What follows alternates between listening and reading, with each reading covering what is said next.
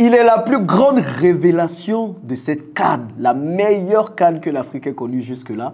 C'est en partie grâce à lui, à sa technicité, à son courage, à son savoir-faire, que la Côte d'Ivoire a pu obtenir sa 3e étoile. 3 étoiles, hein? On parle de 3 étoiles. Les gens qui ont les petites étoiles ou qui n'ont pas d'étoiles, ne parlez plus. En ce moment, c'est nous qui sommes à la mode. Et vraiment, c'est un travail fabuleux qu'il a réalisé avec les éléphants de Côte d'Ivoire. Je parle bien sûr d'Emers Faye. Qui part à l'extérieur avec le dribble, il a réussi sur Massakou, le stand derrière pour une reprise de Sébastien Haller, elle est topée et elle lobe le gardien congolais pour l'ouverture du score des éléphants de Côte d'Ivoire sur une reprise ratée. Donc avec l'équipe, on est en train de tout faire pour le contacter pour qu'il puisse nous donner une interview parce que je pense que l'exploit qu'il a réalisé avec la Côte d'Ivoire, avec les éléphants est tout simplement extraordinaire et il mérite d'être davantage connu. Il y a quelques heures, il a donné une interview à la chaîne nationale de Côte d'Ivoire, à la RTI. Et je pense que ça peut être intéressant pour ceux qui n'ont pas accès à cette chaîne, par exemple, de savoir son état d'esprit lors de cette CAN et comment il a fait pour prendre une équipe qui était totalement par terre et l'emmener à la victoire au sommet. Donc cette interview est très intéressante. Je suis convaincu que vous allez apprendre énormément de cette interview. Dites-le moi dans les commentaires. Et aux dernières nouvelles, il a reçu également 100 millions de francs CFA, environ 152 000 euros, de la part du contribuable ivoirien. C'est le président ivoirien Alassane Dramane Ouattara qui a décrété cela. Qu'est-ce que vous pensez de cette somme? Est-ce que c'est suffisant? C'est une récompense. Ce n'est pas un salaire, c'est une récompense pour le travail abattu. Donc, qu'est-ce que vous pensez de cette somme? Est-ce que c'est à la hauteur de la joie qu'il a apportée dans le cœur des Ivoiriens? Est-ce que c'est à la hauteur du travail fabuleux qu'il a réalisé? Je veux aussi avoir vos avis dans les commentaires. En tout cas, mon combat pour Emers Faye et le combat de plusieurs Ivoiriens actuellement, c'est qu'il soit l'entraîneur officiel des éléphants de Côte d'Ivoire. Et en plus d'être entraîneur officiel des éléphants de Côte d'Ivoire, qu'il puisse avoir un salaire qu'il mérite. On sait tous que Gassé gagnait à peu près 108 000 euros par mois. En tout cas, officiellement, c'est ce qu'on sait. 108 000 euros par mois, ce qui fait 70 millions de francs CFA par mois. Il faut que Emers Faye gagne aussi la même chose. Ce n'est pas parce qu'il est noir qu'il doit gagner moins. Et nous, notre combat aujourd'hui, c'est qu'il gagne ce salaire par mois. En tout cas, on va faire tout le bruit nécessaire pour que ce soit possible. Si vous êtes d'accord, dites-le moi aussi dans les commentaires. Et ce que j'aime chez lui, c'est vraiment sa simplicité, son humilité. C'est rare que je dise que j'apprécie quelqu'un ou bien que j'ai une idole. Mais franchement, à l'heure, là, Emers Faye est mon idole. Hein. Franchement, le gars, c'est le prototype même de l'Ivoirien. Sans façon, simple, humble et surtout travailleur. Donc, on sent, le gars, il ne parle pas beaucoup, il donne des résultats. Bref, si je commence à parler de lui ici, on va s'éterniser. On est en train de préparer un mini documentaire sur lui. J'espère que ça finira très, très vite pour que vous puissiez le connaître davantage. Pour l'instant, regardez rapidement cette interview et dites-moi ce que vous en pensez. Et si vous aimez Emers Faye comme moi, abonnez-vous les amis et partagez massivement cette vidéo. Cliquez aussi sur la cloche de notification, c'est toujours important. Allez, je vous laisse avec lui et vous me dites dans les commentaires ce que vous avez pensé de cette interview. Emers Faye, avec son staff, il a conduit l'équipe nationale sur le toit de l'Afrique. C'était le dimanche 11 février dernier face au Nigeria. Les Super Eagles ont été battus par les éléphants 2-1. Mais quelle a été au juste la stratégie? Quelle est la suite après cette CAN? Il nous répond maintenant. Bonsoir champion. Bonsoir, bonsoir à tous. Et là, je vois ce trophée. Ça, c'est mon bébé. Hein. Ah, c'est mon bébé. On s'est tellement battu pour ça. On est content de la présenter aux Ivoiriens. Et je ne peux pas expliquer aux téléspectateurs présentement cette sensation que je ressens. Je comprends pourquoi cette coupe est tant convoitée. Ah oui, oui. Déjà parce qu'elle est belle. Oui. Et puis, vous pouvez la présenter. Hein, oui, elle est tellement importante pour les Africains. qu'elle est très convoitée. Et puis, je peux avoir aussi la grâce bien sûr, bien sûr. toucher ce trophée. Faites-vous plaisir. Faites-vous plaisir. Merci beaucoup, Emers Faye. Alors, vous allez éclairer ce soir tous les téléspectateurs qui nous regardent. Il y a une rumeur qui circule depuis hier concernant votre probable démission. Qu'en est-il au juste? Bon, déjà, avant de parler de tous les sujets qu'on va évoquer ce soir, je voulais quand même... parce que hier, j'ai eu la chance d'avoir un jour vraiment qui restera gravé dans ma mémoire à vie. Hein. J'ai eu la chance d'être décoré hier au palais présidentiel et je voudrais vraiment donner tous mes remerciements à Monsieur le Président de la République à monsieur le vice-président aussi, à monsieur le ministre, hein, qui était également... Le Premier ministre, Robert Begré-Mambé, ministre des Sports aussi. Qui était également de la fête, à tous les ministres, à toutes les autorités. Vraiment, vraiment leur dire un grand, grand merci et saluer et remercier aussi une personne sans qui tout ça ne serait pas arrivé. Hein. Il faut le reconnaître parce qu'il est venu me chercher en 2005 déjà en tant que joueur.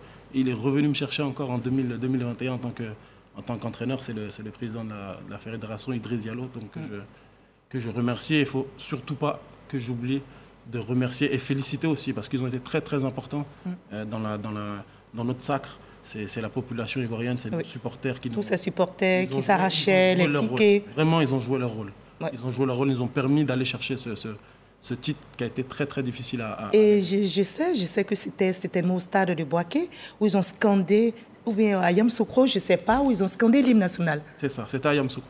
Qu'est-ce que vous avez ressenti? C'était incroyable. Ça a boosté. Oui, c'était difficile. Hein. Les Sénégalais, là, ce sont des champions en titre qu'il fallait battre pour passer. Ils ont vraiment, vraiment donné beaucoup de force et beaucoup d'énergie. D'accord. Alors, vous succédez à Jean-Louis Gasset dans un contexte difficile, marqué par 2 défaites face aux... On ne va pas rappeler ces défaites.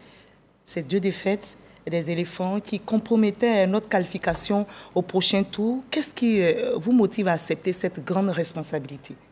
Bon, déjà parce que j'aime mon pays. J'aime mon pays et je suis un homme qui aime aussi les challenges. Qui aime les challenges. Et quand le président de la fédération, M. Idriss Diallo, m'a proposé et m'a demandé si je me sentais capable aussi de relever ce défi, j'ai vraiment pas hésité une seconde parce que c'était important pour moi d'aider mon pays, d'aider mon équipe nationale à relever la tête après les 2 revers qu'on a connus. Et vous croyez en nos chances malgré la défaite face aux Équato-Guinéens et ensuite face aux Nigérians au premier tour? Vous croyez en nos chances? Dites-nous, qu'est-ce qui a été votre stratégie? Comment est-ce que vous avez réussi à booster ces joueurs pour qu'ils puissent passer le premier tour? Déjà, le fait d'être passé par la petite porte, hein, si je puis dire, ça nous a déjà donné beaucoup plus de motivation, déjà, dans un premier temps.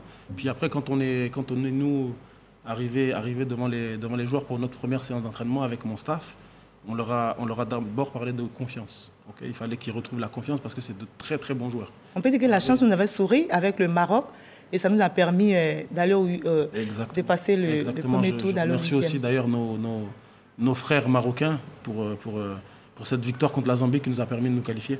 Mais il fallait redonner un peu de confiance au groupe, un peu fallait retrouver les sourires, un peu de joie, et puis recréer un commando en retrouvant des liens solides quand on est sur le terrain. Parce qu'en dehors du terrain, tout allait bien. Mais il fallait qu'on retrouve en fait cette sensation de solidarité, de groupe. Il fallait qu'on la retrouve sur le terrain, il fallait qu'on soit beaucoup plus compact quand on défendait surtout. Et vraiment, c'est sur ça qu'on a accentué le travail. Et qu'est-ce que vous leur dites? Non, je leur explique que si on veut aller chercher la coupe, il faut qu'on soit beaucoup plus soudés et qu'on fasse beaucoup plus peur ensemble. Moi, j'ai donné l'exemple d'un troupeau d'éléphants dans la savane. Personne ne s'attaque à un troupeau d'éléphants.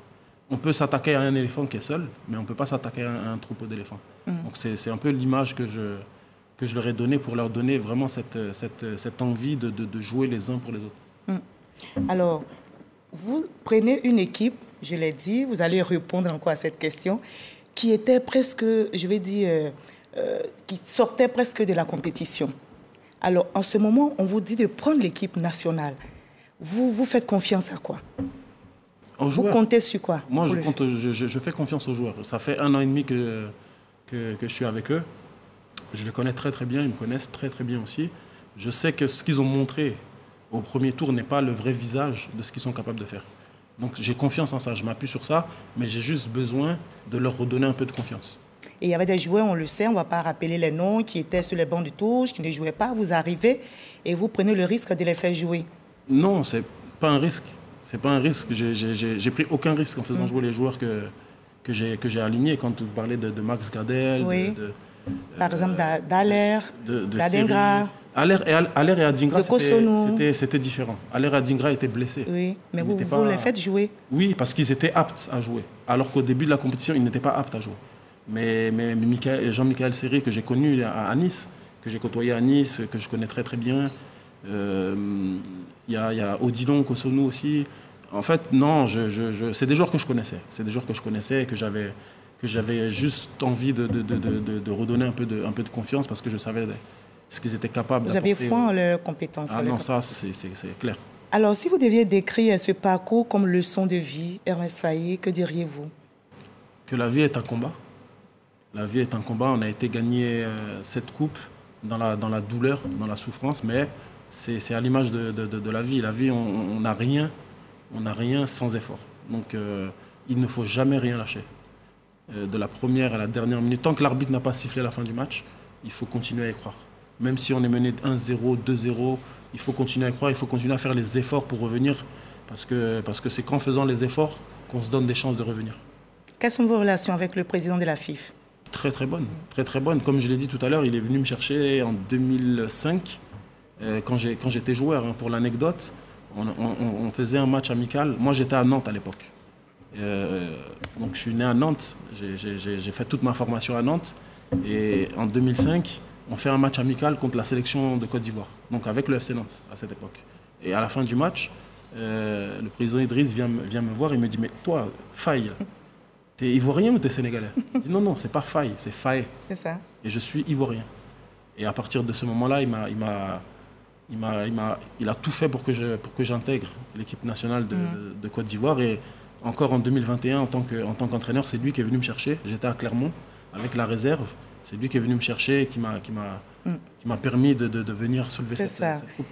Et vous savez, vous avez dit tout à l'heure, le 12e homme était fortement mobilisé derrière vous. On va voir ses réactions au niveau international, des États-Unis, en France, en passant par Abidjan. Le 12e homme était fortement mobilisé. On va suivre ensemble et puis on reparle. La scène internationale s'est durant près d'1 mois laissée séduire par l'exceptionnel CAN de l'hospitalité ivoirienne. Avec la victoire des éléphants, les messages de soutien et de félicitations s'enchaînent. Présent à Abidjan lors de la débâcle de l'équipe nationale face à la Guinée équatoriale, le secrétaire d'État américain Anthony Blinken félicite. Félicitations à la Côte d'Ivoire d'avoir accueilli une Coupe d'Afrique des Nations palpitante et à son équipe, les éléphants, pour leur victoire. J'ai eu l'occasion de vivre de près l'effervescence autour de cette équipe le mois dernier à Abidjan. Des encouragements auxquels se joignent le roi du Maroc et son peuple. Monsieur le Président et chers frères, Madame la Première Dame, il m'est agréable de vous adresser et à travers vous au peuple ivoirien mes félicitations chaleureuses à l'occasion du sacre de l'équipe nationale de Côte d'Ivoire en finale de la 34e édition de la Coupe d'Afrique des Nations de football que votre pays a accueilli avec succès. Le président français Emmanuel Macron aussi. Quel CAN pour la Côte d'Ivoire, amis ivoiriens. Félicitations pour votre victoire. Avec lui, le Sénégal. Au nom du peuple sénégalais et en mon nom personnel, j'ai le plaisir de vous adresser ainsi qu'au peuple ivoirien, amis et frères, mes chaleureuses félicitations à la fois pour la magnifique victoire sportive, mais également la bonne organisation de l'événement. Rappelons que pour la finale qui a opposé les éléphants de Côte d'Ivoire aux Super Eagles du Nigeria, le président du Comore et celui de Guinée-Bissau, le vice-président du Nigeria et la directrice générale de l'UNESCO étaient à Abidjan. Voilà, Ernest Faye, vous avez vu cette forte mobilisation qui vous a boosté, vous l'avez dit. Dites-nous, si vous êtes confirmé dans vos fonctions, quels sont les grands chantiers qui vous attendent? Si vous êtes confirmé. Non, on a une équipe qui est assez jeune. Parce qu'on s'attend à ce que vous soyez confirmé. Hein. J'espère. Tu espères? J'espère que vous vous attendiez quand même à ce que je sois. Oui, nous on espère et je sais que c'est le cas pour tous les Ivoiriens. Oui, il n'y aura pas de souci. Il n'y aura pas de souci pour ça. On espère que voilà. Non, mais on a une équipe qui est jeune. Donc qui a encore beaucoup d'années devant elle. Après, il va y avoir la question des joueurs cadres. Est-ce qu'ils vont continuer ou est-ce qu'ils vont arrêter?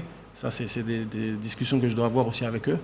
Et à partir de là, on essaiera toujours de faire une équipe qui est à la fois jeune, avec toute la fougue et toute la vivacité de la jeunesse, et à la fois expérimentée.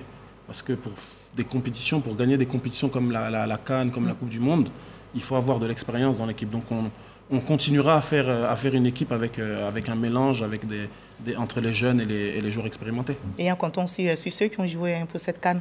Bien sûr. Ils sont sélectionnables. Et on sait qu'il y a encore beaucoup de joueurs professionnels ivoiriens qui évoluent à travers le monde. Que prévoyez-vous aussi de faire à cet effet?